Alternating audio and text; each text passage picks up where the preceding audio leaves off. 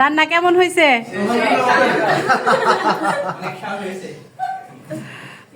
আসসালামু আলাইকুম, কেমন আছেন সবাই?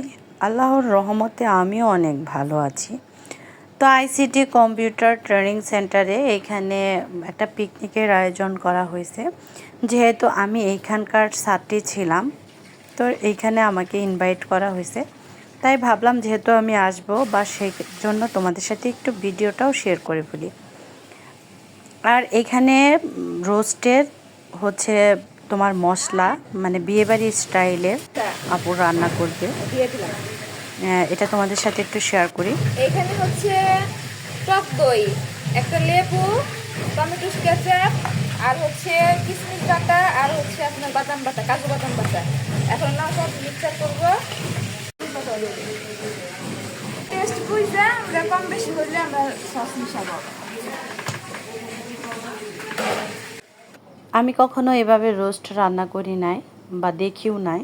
তো অ্যাট ফার্স্ট এই আপুর রেসিপিটা আমার কাছে অনেক ভালোও লাগছে। আর তার চাইতে বড় কথা হইলো রোস্টগুলো খেতে এত সুস্বাদু হয়েছিল, মানে বোঝাই যায় না এত কম কিছু দিয়ে এত সুন্দর একটা রোস্ট রান্না করা যায় আর কি। তারপর একটা পাতিলে তেল, তারপর পরিমাণ মতো পেঁয়াজ সম্বারের জন্য, তারপর এলাচ, দারচিনি, তেজপাতা, আদা বাটা, রসুন বাটা, পেঁয়াজ বাটা, তো সব পরিমাণ মতো দেওয়া হয়েছে। তারপরে এক্সেস একটু যেহেতু পেঁয়াজ কুচি বেঁচে গিয়েছিল সেটাও দিয়ে দেওয়া হয়েছে আর কি। তারপর মশলাও ওই দেখো কি সুন্দর কষানো হয়েছে, তেল উঠতেছিল। তারপরে এই তো তৈরি করে রাখা এই মশলার প্যাকটা দিয়ে দেওয়া হইলো। আর এইখানে একটু দুধও দিয়ে দেওয়া হইতেছে। আর এটা হচ্ছে গোলমরিচের গুঁড়া দেওয়া হইলো।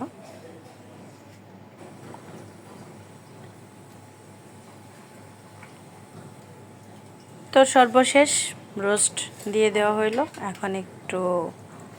এখন শুধু একটু রান্নার শেষ হওয়ার অপেক্ষা। রান্না শেষ হয়ে গেলে এই চুরমার করে খেয়ে ফেলবো, ঠিক না বন্ধুরা?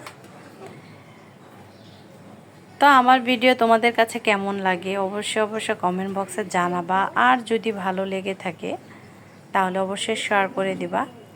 আর এইখানে নামানোর আগে আর কি একটু কেওড়া জল দিয়ে দেওয়া হইলো। আর এই যে এদিকে পোলাও রান্না হবে, সেজন্য পোলাওর চাউল ধুয়ে নেওয়া হইতেছিল। এই তো ফাইনালি এই যে রোস্ট হয়ে গেছে। আর এইদিকে আমি একটু ডিমগুলাও হালকা একটু ভেজে নেব। আর পাতিলে এখানে একটু তেল আর ঘি দিয়ে দেওয়া হয়েছে পোলাও রান্না করার জন্য।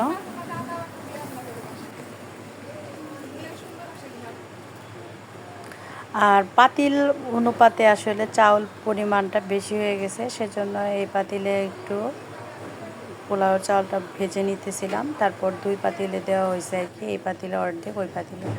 আর এই তো রান্নাও শেষ, এখন খাওয়ার পালা। চলো খেয়ে আসি। আমি কিন্তু আর অপেক্ষা করতে পারতেছি না। যতই ক্ষুধা লাগুক, যেহেতু মুরব্বি আছে সেজন্য তাদেরকে আগে খেতে দিতে হবে। এই তো আমাদের শ্রদ্ধেয় স্যার, আর এগুলাও ছাত্র, তো স্যারকে আর কয়েকজনকে দিয়ে দেওয়া হয়েছে আগে। তারপর এই তো এইদিকে যে ছাত্রীদেরকেও দিয়ে দেওয়া হইতেছে।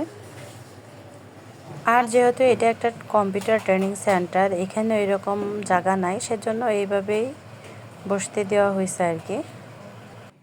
তা আমার ভিডিওটি যদি তোমাদের ভালো লেগে থাকে তাহলে অবশ্যই আমাকে সাবস্ক্রাইব বা ফলো দিয়ে আমার পাশে থাকবা।